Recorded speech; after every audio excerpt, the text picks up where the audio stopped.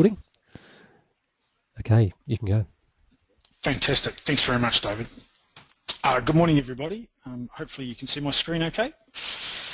As David said, firstly, my apologies for the delay in start. I was actually working as a subject matter expert on a court case at the moment, which is very interesting, which will probably one day form a compliance matters presentation. Doesn't involve product selection, this one, but does involve insurance company procedures around lapsing and reinstatements, which is very, very interesting. But there we go, a topic for another day. Today's topic, and over the next hour or so, we will be looking at, once again, we'll probably just quickly cover why product selection is important, what is required to select a product from a regulatory point of view. And I guess the reason we're going to focus on that is really we want you to stop and have a look or consider the way you're currently doing it and sort of go, gee, if my selection was questioned by a client or in a dispute or at time of claim or by a court, what would I be able to show as far as a process for when selecting that product for a client. Also, we're going to have a look at why then research is important, and there's been a bit of a topical talk about that recently. Our normal disclaimer, which basically says this is class advice, you should always get your own processes checked or reviewed to confirm that they are compliant. I know a company that does that actually if you're looking for one, but ideally this is for your information to use.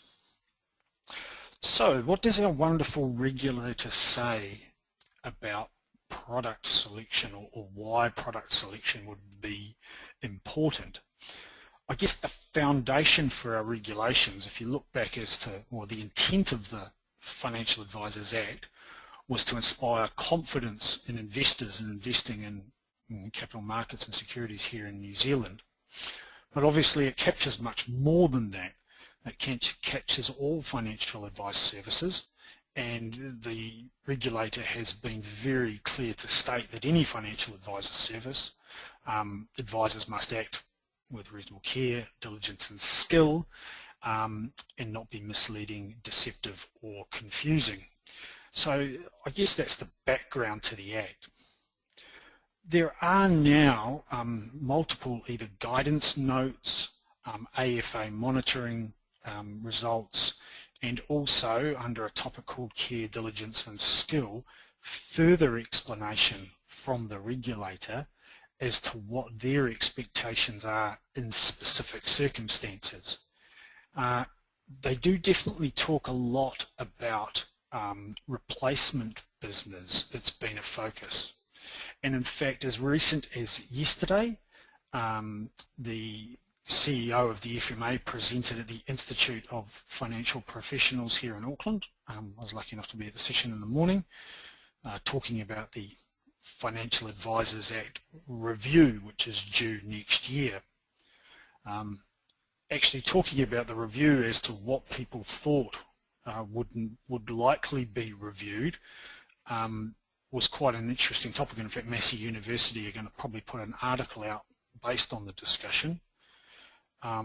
But key areas that the panel came up with were things like the classification of advice services, the confusion between what is a personal financial service versus a class service versus a limited advice versus category 1 versus category 2 versus QFE, RFA, AFA. If you were looking for an act to inspire confidence for consumers, I would suggest we've probably confused ourselves, and if we're confused, how the heck can the consumers not be confused? So that's one area that they're looking at for the review.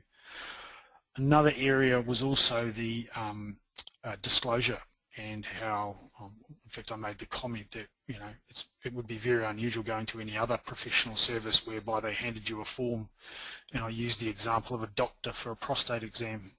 If he handed me a form that said, here's 3 ways you can complain about malpractice if this goes wrong, I'd be a little nervous before that check, which is pretty much what our disclosure documents are like. So yeah, interesting times around the review, but you'll see more on that, and I I definitely recommend, if you're interested in having, there are parts of the Act you think should be reviewed, having your say later in the year or early next year. Now, back on the focus, as I said, the CEO mentioned about the prime, what are some of the prime areas that they're going to focus on next year as a regulator. And two key areas, one was KiwiSaver and insurance, whereby practices which are designed to churn or replace those products. So they are ramping up their focus in that area. And I have a financial advisor client who's RFA insurance advice, and he's just recently had a request for a monitoring visit just out of the blue by the retail surveillance. And the key thing is they wanted to look at his insurance practices. So yeah, they're out there. When talking about presenting products and product options, when giving advice, they are looking for those areas that are on screen, what are the features as well as the limitations. Also, they do want to see it recorded, so there needs to be records. So if you're relying on a product feature or some research you've done into a product, then there should be a record of that. We see a lot of cases where someone says, oh, well, that product's not as good as the product I'm recommending. Then we say, well, what research did you do into the product that you're replacing? They go, oh, well, I just know it because I used to sell it or something. Well, that may not be good enough. For authorised financial advisors, the code spells it out even further. And it says that when we're making recommendations into financial products, that they have been analysed by the AFA to a level that provides a reasonable basis for any such recommendation. And the new bit they've added in to the latest version of the code in May this year was, or analysed by another person upon whose analysis it is reasonable to be able to rely upon. So that means that there has to be research done of some description. It also goes on to state that, that an AFA must only make recommendations in relation to a product that have been assessed. So what that says is you can't suddenly give recommendations about a product that you haven't. That does cause some angst in the marketplace, especially with something like an IPO, where there's a new IPO, they've issued a statement document out, but if there's nobody's researched that independently, a lot of advisors are then not willing to give advice or make recommendations on it because they haven't got the time to do the research that they would normally receive from a maybe a share that's already on the market where there is Morningstar research available or some such NZX research. So yeah, quite an interesting point. There is a difference though too. We must remember that when providing a financial advisor service, this talks about when you're making recommendations. That's different from providing information on a product without a recommendation or without giving an opinion as well.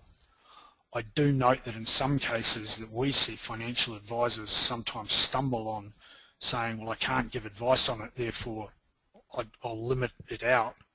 And I go, well, cool, but you can actually line up and say, well, here is the product information. I can't make a recommendation whether it's right or wrong because I haven't done the research, but you can make a decision yourself if you choose to. That was an interesting one as they were going through the rounds of consulting on the new code. I think the original code had that the advisor had to do the research.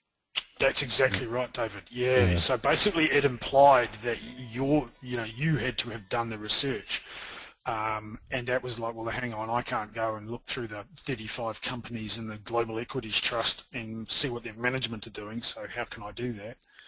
And they've also tried to make it where they've put in it where it's reasonable as well, which was something that I don't think was there before. Yeah. So I think the key now is that you have to be comfortable that the research you are getting is the research that, so you're comfortable that the research you are using stacks up, and you're confident that and you understand how it the basis on which the research is done. The key is understanding the basis of the research. So it's no use saying, oh, it's got 5-star rating on Morningstar, or what does that mean? Does that mean they paid Morningstar the most amount of money to get a 5-star? You need to know, hang on, let me have a look at this, what does that actually mean? Do I understand the basis? And do I agree with the basis of the research too? Exactly. So there's good examples whereby there's different methodologies of research. Well, which one do you think is right or best suits your philosophy when putting together financial plans or investment plans or insurance plans? Yeah. So we'll talk a little bit more about that as well. There was changes to the Fair Trading Act this year as well. And we do get caught in this. We are in a person in trade, I guess, is a thing. And what it says is that we mustn't make an unsubstantiated representation or a claim. So, for example, if you say this is the best product on the market or this is the cheapest product on the market, well, it better be. And if it's not, and you don't have evidence at the time you make the claim that that claim was substantiated, then you're in breach of the Fair Trading Act.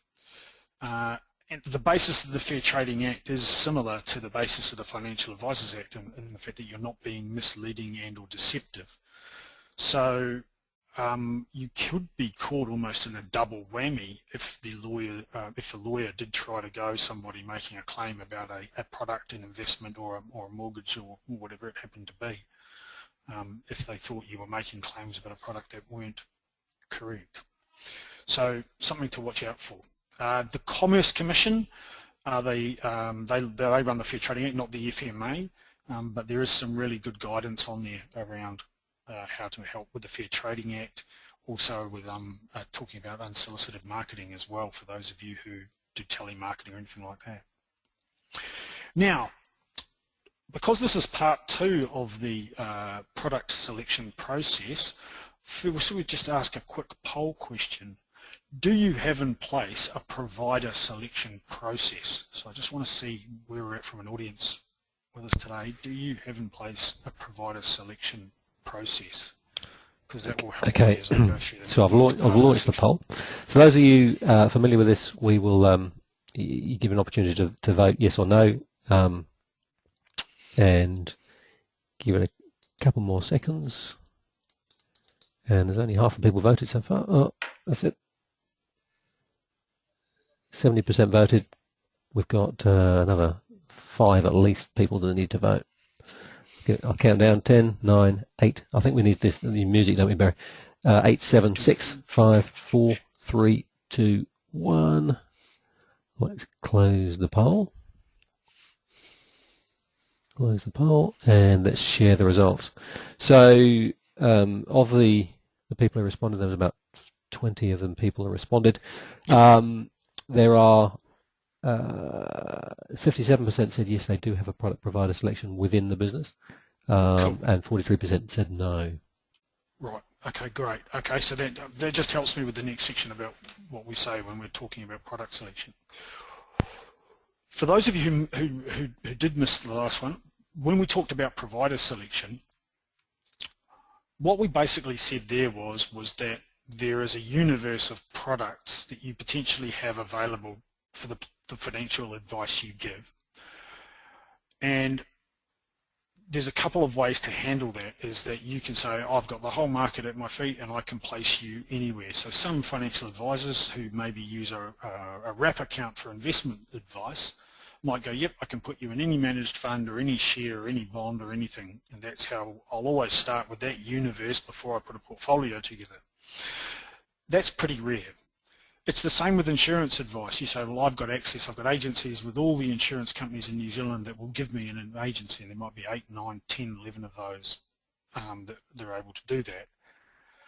So the question then becomes, well, do you treat them all evenly so that if they all have life cover that you always go to look to quote life cover for all of them? Generally, we find that most advisors have some form of preference or some selection other than just what the product premium is or what the product quality or rating or definition is. They generally have an overlay of qualitative things such as or they've got good underwriting, or they've got good service, or they've actually got a really good claims process, or the mix and match of products suits the majority of my clients. So one of the first steps before you get down into actually selecting which product you're going to recommend to a client, product or product options, that we would suggest having a look and making sure you have evidence of how you selected the universe of product providers that you are going to have as a first step. And I would assume that webinar we did last time is available online if you'd like to see what we talked about in putting that process together. So I'd always recommend, how did you, and I say this for example with advisors who say to me, and I had one recently say, hey, we're going to start providing KiwiSaver advice, class advice on KiwiSaver, and I said, that's fantastic. Which product provider are you going to use? And they said, we're going to use a company A. And I said, that's fantastic. Why did you choose company A out of all the available KiwiSaver schemes? And they didn't have an answer for that question. So I was a bit like, well, there's a really good question. Why did you choose that one? Why are they the ones that you should be recommending? So my point to them was, have an answer for that question. Right, insurance advice. When we're looking at insurance advice, and there's quite a bit of stuff covered off on this in the care diligence and skills section of the FMA website, as I mentioned before, that we must look at both the benefits and any limitations of products when explaining, what the product can do. So it's no use just saying it's got this really cool stuff if there's some potential limitations or exclusions to the covers as well. And if you identify those key ones, so an example of that might be, what would be an example of that? All policies have some basic exclusions or lists of exclusions. Some of them have wait periods on certain trauma conditions or whatever it might be. So it's just making sure that the clients understand that, hey, there is some good stuff and there is some bad stuff. And it's most important when it comes to product replacement. So having a comparison between the new product and the old product becomes, well, it's paramount these days. You need to do it. When we talk to investment advisors, we see some of them say, well, the client had the money in a term deposit and I recommended a balanced fund for them to meet their risk tolerance goals, so they agreed to move. And I said, did you do a comparison between the term deposit and the balanced fund, and to the differences that the clients now go, because they've obviously made a choice to be in the term deposit, but what are the differences? Are there different tax implications? Are there different fees? Are you going to get paid differently? What are the differences for the client? So not just, hey, the balanced fund will be better because it's a better portfolio, and it'll be better and easier for me to report on for your tax. Those are good things, but are there any downsides compared to the term deposit, such as your capital is potentially not as protected? Positives are there is some upside, whereas there's no upside in a term deposit. The FMA specifically to insurance advice have actually stated too that it's no good just to say the product is cheaper. And I get asked about that a bit because there are times where a client comes to you and says, my insurance is getting too expensive, can you find me a cheaper option? Now, what I say is, as a rationale for product replacement in that instance, it all depends on how the engagement is initiated as to whether or not that's a good enough reason. For example, if a broker rings a client on the 25th month of a policy being in force and say, hey, I've just done a quick market survey and found I can save you $10 a month if we switch to another company, so we're choosing to switch because the product is cheaper, they'll probably go, well, you're only highlighting the benefit here. And the benefit really is to potentially just to the advisor, though the client might save a bit. But is there any projection of what the premiums are going to do over the next 5 years for the two? Because actually over the long term, the one that's cheaper now might be more expensive in the future.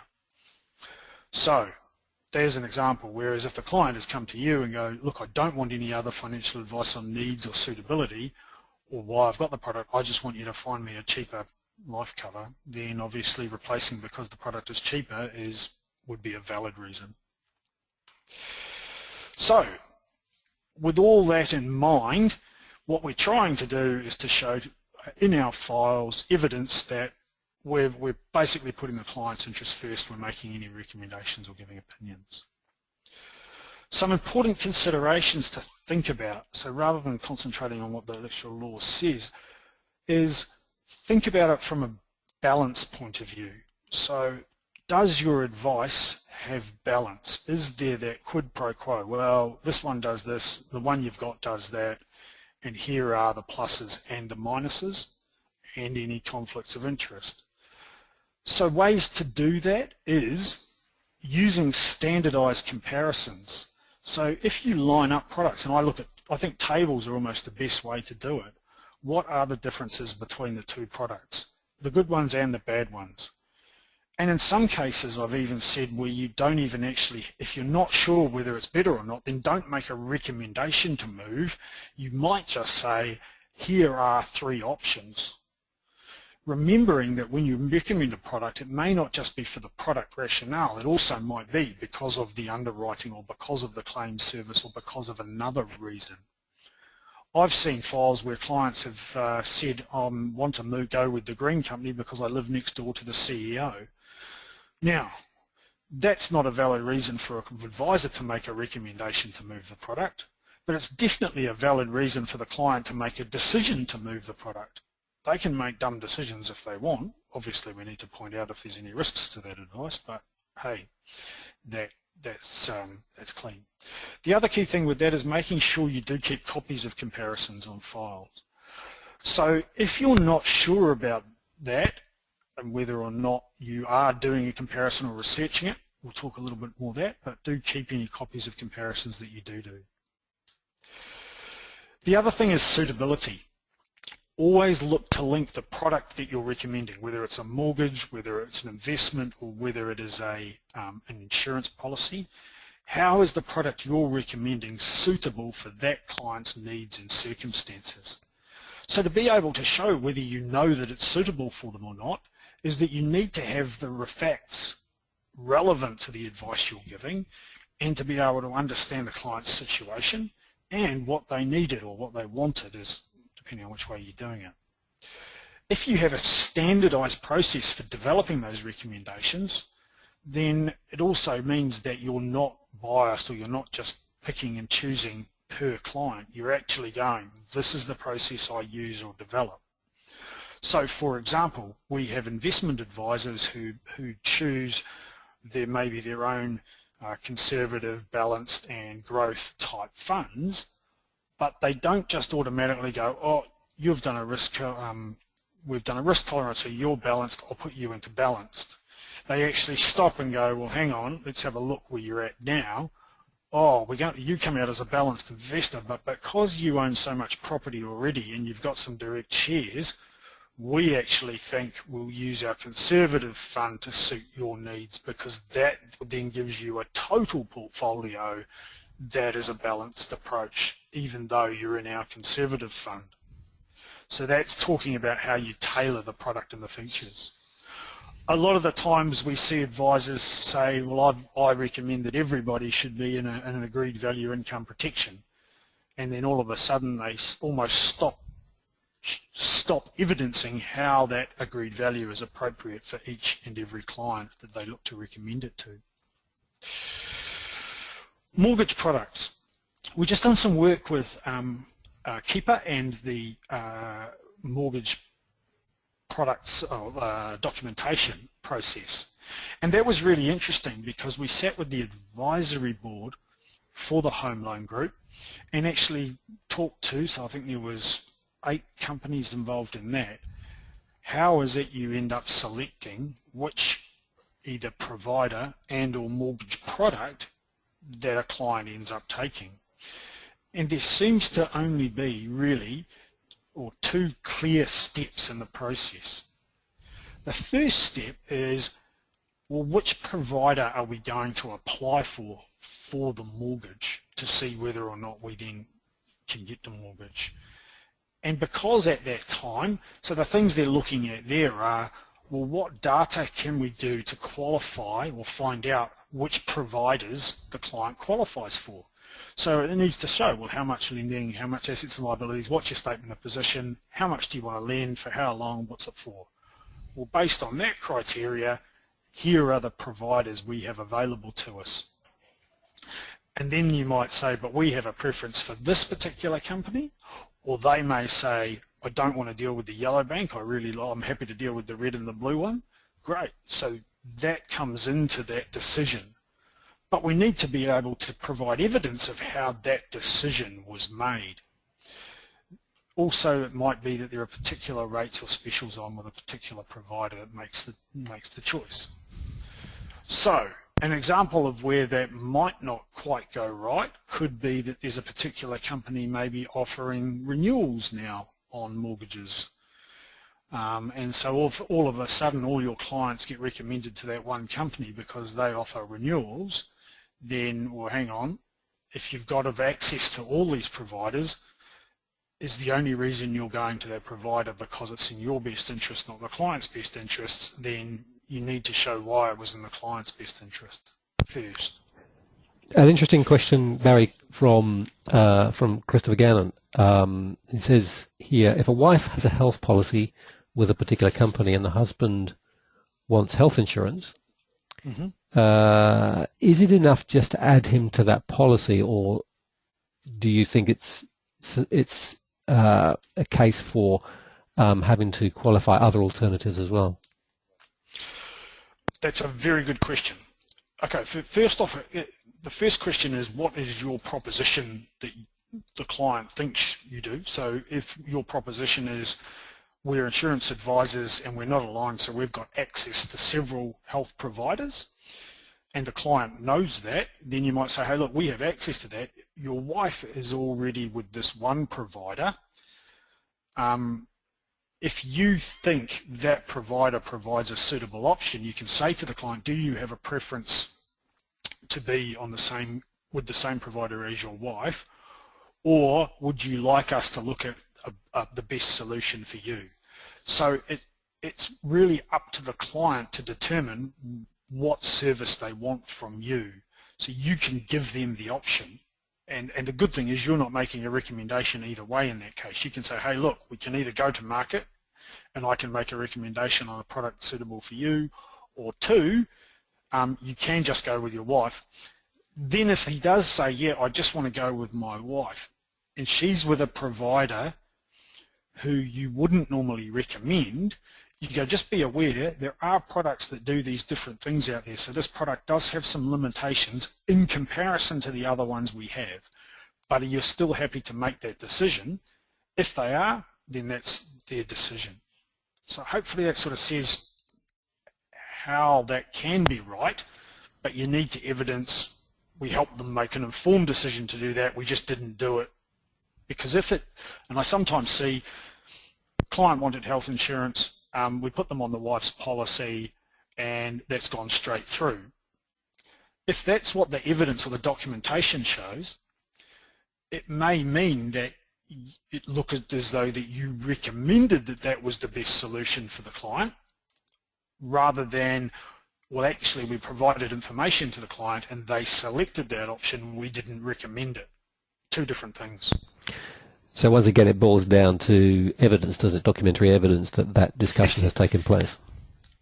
Yeah, and a lot of the time we'll see standard records of advice go out, I recommend you go on your wife's policy with Southern Cross.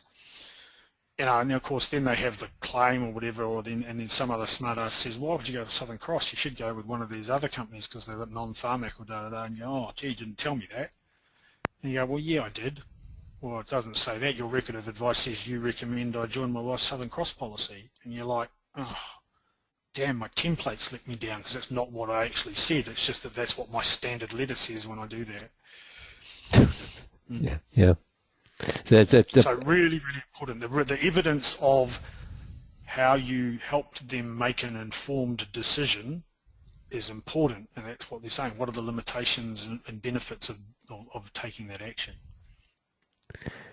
Yeah, again, potentially fraught with difficulty, but if the evidence is there at the time, that the discussion took place, then it helps in any future issues which might And it arise. could just be an email straight after they come in and they have a chat and you do the quotes for the company that, to add, what's it going to cost to be added on. You can say, hey, I can do these other ones, I've got these other options. They go, oh, well, the differences are these things.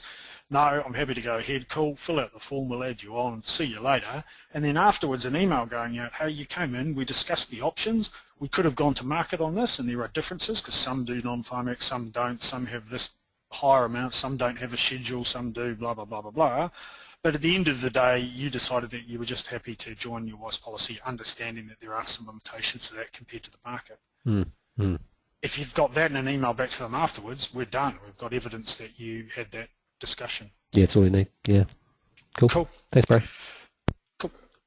The second part with the mortgage selection is once you have actually decided on which provider gives you the biggest TV for putting your loan with them, then obviously the next step is then structuring the loan. So why did the client end up fixing for 5 years and then the interest rates have dropped for the next 5 years and it's cost them thousands and a break fee at year 3 or whatever.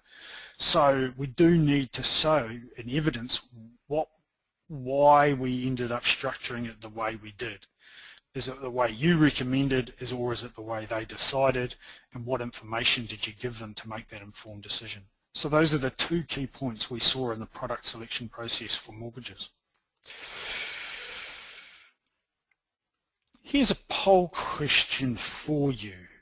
How do you research products currently? What's your process? I think I've got, So there's 3 options there. Do you do your own research or internal research in your company? Do you bring in external product research? Or do you have an approved product list that either your organisation or you have put together?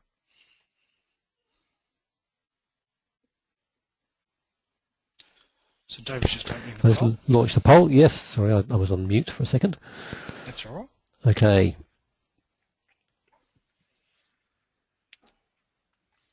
So we got 47%, 65, 71. See if we can beat our last number.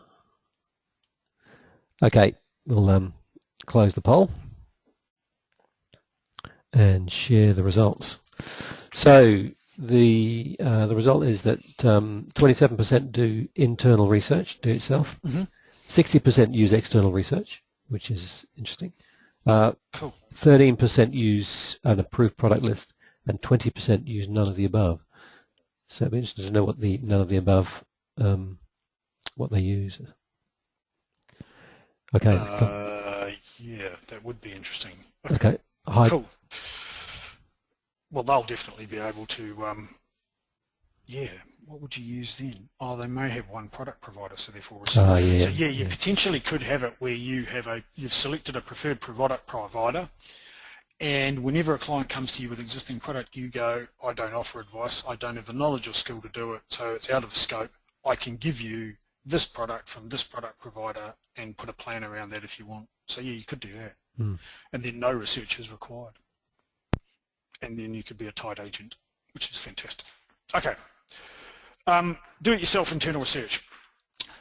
Basically with this, I'm assuming that there are chosen product providers. So the key then is to know their products. Going to product launches and them giving you the pack that says, hey, here's our new products and the trauma is the best in the category because here's all the external research that says so, that's probably not enough to evidence that you have researched the product, because probably what they don't tell you about is all the exclusions and the what ifs and what's offsets, etc., etc. So our suggestion is, if you are doing your internal research on products or from your product providers, is to try to complete product accreditation. So for example, Fidelity I think today are launching, which is why some people want to run away, a new product changes, which is fantastic. You'll get a list and some fancy brochures that show you what the product changes are, but it would be great to know that they would have some product accreditation that you can do. If they don't, then you need to sit down and do the research in detail of what those changes are, or, well, the other one's external research. But if you're going to do it yourself, you would want to record the amount of time you spent researching or completing product, or showing your product that, or recording that you did research. So with investment advisors, they do this, so whereby they're selecting particular fund managers in different asset classes. If you're going to research the product, how did you complete your research and what did you do, recording that before making the decision of putting it into your portfolios. Very, very important. The other one with internal is how do you assess other products. So if there's a product from a product provider you don't deal with, and I see a lot of the times the advisors rely on the client telling them what product they've got, and they'll say, oh yeah, I've got an AMP life cover. And I'll go, well, which one is it? Is it the old AXA one? Is it the current AMP one? Is it an old style AMP one? Is it a whole of life or endowment? And in fact, to give you an example, one group this week got me to do a webinar on how to assess whole of life and endowments when doing risk portfolios. So they actually took the time of getting someone to come in and explain to them and come up with a process for assessing those. And that was a really interesting little project actually. If you don't know the product and or don't want to do the research and or the client hasn't provided the information on the product they currently have, then do you limit your advice? And that would be the other way to get to I guess stay compliant, is to show the client has a product with AMP, they don't have all the information, I'm going to park that to one side and not make that part of my advice. So I'm not going to recommend to keep it or get rid of it or whatever, and that the client can research that themselves separately. Here is my advice based on the products I have available to me. The other thing you can do, and I've mentioned this earlier, is provide information. So you can say, well, here's the information I've been able to glean on the AMP product, but I can't make a recommendation of whether you should keep it or not, but here's the information and here's the comparison with the products that we would recommend. But that has to be evidenced of which way you decided to handle it if you're doing it internally. So if you're using external research, the key is how do you use it? So for example, which researcher did you choose? And so why did you choose them? Interesting, I have seen cases where advice statements say we use external research, we rely on IRIS for example, and then when I say, oh that's cool, so you subscribe to IRIS, and they go, no, and I go, well where do you get the research from? They go, oh the BDM from the company gives it to me. I'm a bit like, well hang on, which company did you recommend? Oh the company from the BDM who gave me the research.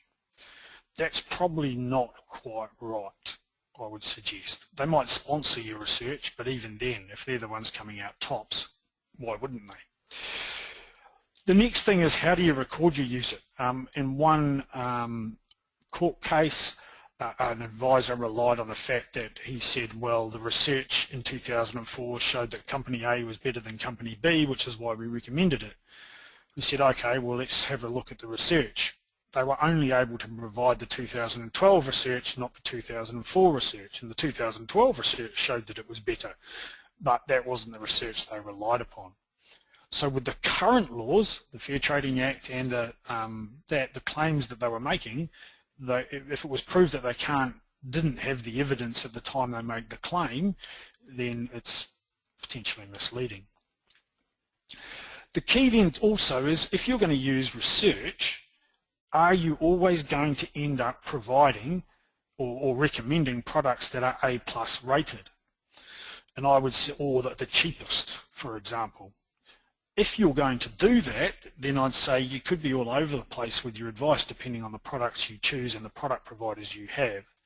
So the next question could be that if you've selected preferred providers, you might have 2 or 3 of them, then how are you using the research in conjunction with your provider selection process? So you may use it as a guide but not as a definitive selection tool.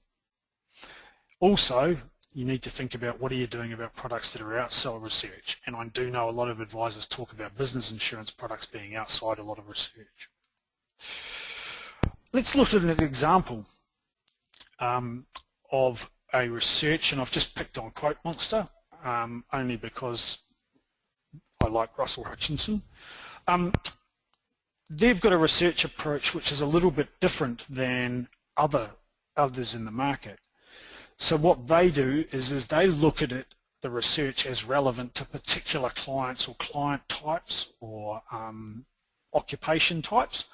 So when you do a quote on Quote Monster and then use the QPR ratings to match alongside, what it's looking for, if you select trauma, it's going to go, well, is it male or female? Or if you select income protection, it's going to say, well, the rating could change depending on whether it's class 1 or class 2 or class 3 or class 4, which is quite an unusual approach. Most product research actually just looks at saying, well, we rank that product an A, but they'll have individual ratings on personalised benefits and options down below that. So yeah, that's pretty much how they do it.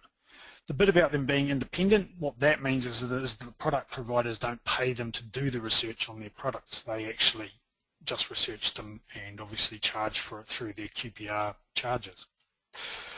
So if you have a look at what they do, they provide pricing on the products on the left, but they've actually got product research on quite a wide number of products, and that gives you an ability. Remembering though that a lot of that is current products on sale, not necessarily a product that was taken out 5, 6, 10 years ago. And that's a dangerous thing to say is, oh, you've got a sovereign product, well, here's the sovereign rating. Well, hang on, is it that sovereign product they've got, or have you got a rating from one of the older products? So you do have to be careful with that.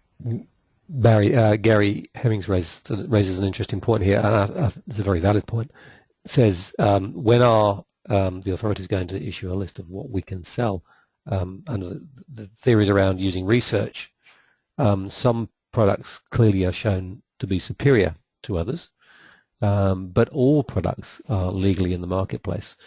So if you've got, as an example, I guess what Gary's trying to say here is that if you've got an example where Astron, their DI product, is clearly head and shoulders above everybody else in the marketplace, why would you engage any other provider other than Astron to deliver DI for you when clearly they are, at least from a research point of view, inferior?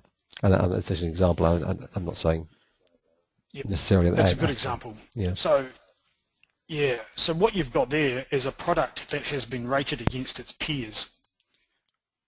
And this is the interesting part. It hasn't been rated against a client's circumstance and or needs.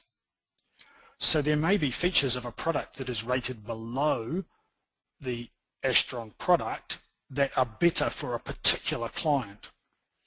So, for example, you might have a category 4 client who you would normally recommend Astron, but actually if you look at another company, they rate them as category 3 because their underwriting rules are different, and that person might have diabetes and Astron are going to load and exclude, whereas another company might accept its standard rates. So all of a sudden, while the Astron product is rated higher, for particular clients' circumstances and needs, it may not be the best solution. Also, price will come into it as well. So you have to make a price decision. If it's rated really high and pays the most, I've always found that whichever product pays the most generally costs the most as well. Not always, but there's definitely usually a quid pro quo. I guess there's other factors at play there as well, isn't it? Like the advisor experience with underwriting, the advisor's experience with claims, and I think at the last session you identified that research would be one factor potentially in narrowing down your product selection, your provider selection. Absolutely. Yeah. I definitely think that if I do see a lot of people say we recommend high rated products, but when it comes to actually putting the cover in place, the ratings actually don't always lead to what what's best to put in place for the client. So it's no use having an A-rated product that you don't get accepted by underwriting. You're better off having a B-rated product where you do get accepted and have cover. Because the differences in the products that create the ratings, they have to be material and relevant to that particular client. So an example of that might be for Astron, where it's highly rated because of its loss of earnings calculator. That might be relevant for somebody who's high earning self-employed, but not relevant for somebody who's employed, for example. Just an example. So this is the bit about making sure the product matches the client rather than the product is rated the best. Yes. Yeah. Yep. So it really goes back to again understanding the research as well, and potentially the limitations of that research. Yeah, the research isn't saying that this product is A-rated for that client. This product, what they're saying is, on a number of whatever factors we research of loss of earnings or indemnity style products, this product rates higher because of these key features. So it's a guide to an advisor to go, cool, I need to look at those features and understand them and then work out, are they applicable or suitable for clients or not, and are they worth the price, etc., etc. Yeah. So there's a whole lot of other factors that come into making the decision, yet I see statements of advice that just say, I'm recommending Astron because it's A-rated. And I go, yep, that's cool, but is that the only reason? Interestingly enough, so what we suggest, so this is my handy tip, is that for each case you have a worksheet. And I was with an advisor recently, and he had a good idea where he basically had each of the companies he deals with, their names on the back of every client file, fact find. And I said, what's that for? And he showed me a case. And basically what he does, he almost crosses out and says why he's not quoting them or using them, or writes down notes of the underwriters he spoke to or whatever. And it was really clear and easy to see his decision-making process of going from the 5 or 6 he had available to the 1 or 2 that he put forward as the options or recommendations. So think about that, because if your worksheet then says, oh, I looked at the IRS ratings, I did this, I rang the underwriter, I did that, so therefore now what I'm going to do is say with a couple of options you can do A or B. That's how I ended up with A and B. All right, so yeah. Once you have decided which process you're going to use, the approved product process, which I thought I had a slide on, but I haven't. If you choose an approved product process, and I guess, Gary, probably goes to your point. If you've made a decision that you think a product is the one you're going to recommend, there's nothing wrong with saying, I'm going to use Astron's, based on these factors, I've selected Astron's loss of earnings as the DI contract I'm going to recommend to all clients. And it's based on this research, it's based on this claims and these premiums, etc. Then if you say to clients up front, this is the product I recommend and why, but if you want other options, let me know, then that's a way to go as well. So that's the approved product list process, which says I stop and I do my research every 3 or 6 or 12 months to determine which product I'm going to recommend, so that I don't stop and do the research each and every case. Okay, so that's the approved product list process. However you do the process, there are some places that you can evidence it, I guess, in your current documentation. So for AFAs, it would be in your ABS. Potentially in your secondary disclosure would be a good place for AFAs to have it in, though I would suggest more of a scope or terms of engagement or an about us document, that marketing material where you say, hey, here is our philosophy or our process for matching products to clients. Here are the ones we have available and here's how we do it. There is no doing your own research versus using external research versus doing an approved product list. None of those are wrong. They're all right as long as we can evidence which way it actually happens in your advice process. And obviously the advice process documentation itself should reference how and when that happens. So the question will be that hopefully you're asking yourselves now is, do you think you should review your process? I'd suggest probably. And we're coming up to a really good time of year, I think, once the Christmas madness is finished, and even some time in January, if you've got a moment in between water skiing or whatever it is you do in January, to stop and have a think. If someone was to question my product selection process, what evidence could I show? So pick on a file and do that. What you're looking for is, what did I say that I do? What is it that I say when I talk about my services and my products? What limitations am I putting on? Am I clearly stating whether I am actually giving an advice on this product, or have I actually just give information on this product? What's actually happening? All right, because you're only liable for what's in scope with each engagement. So you can choose whether something's in or out. And look at providing the info differently. As I said, an About Us document, products and service guides can be useful. Talk to your clients. Do they want to see the research? I would suggest most of them don't, but at least have that option available. And yeah, don't treat all clients the same when it comes to product recommendations. If you do that, that can be dangerous in some cases. I think we're pretty close to the hour, but I'm happy to take any questions if there are any. Pretty much. Hopefully we've got you thinking. Sorry. Pretty much spot on actually, Barry. Just coming up to the hour now. So we've got some. We've had some questions on the way through. I think one of the things that highlights the session today, in particular, has highlighted to me is that the importance of, particularly if you're using research, is to actually capture that research at the time the recommendations are being made. Yeah, and there's a couple of ways to do it. Someone asked me, should I have that all the research on each client's file where I've relied upon it? You can do it a couple of ways. One, you can check with your research provider and go, if I need to come back to you in 10 years' time, will you have the research? That's one way. A second way is sometimes keeping the particular each month downloading or putting the research on.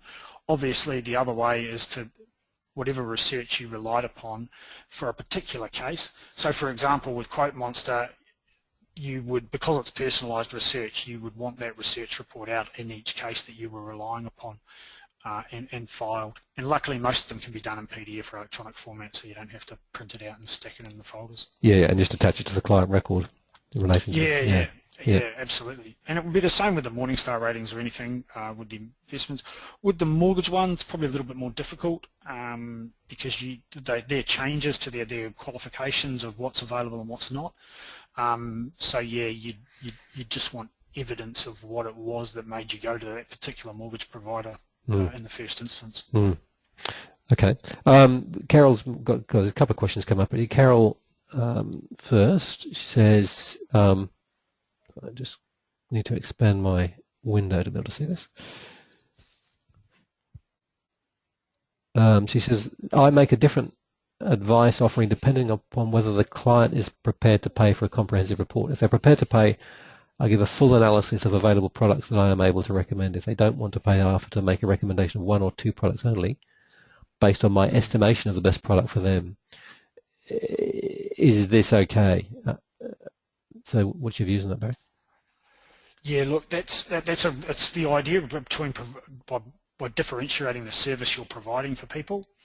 So it's almost that, hey, look, I can give you a full personalised service and do a full report and analysis, and that's going to take this amount of time and cost you this much, or I can provide more of a class type service or a limited type service, whereby if you give me enough basic details and the insurance products you want, then I can make some basic recommendations with preferred providers. So yeah, if it's, as long as it's clear which way it's happening when and why the client, the client made a conscious decision about which way.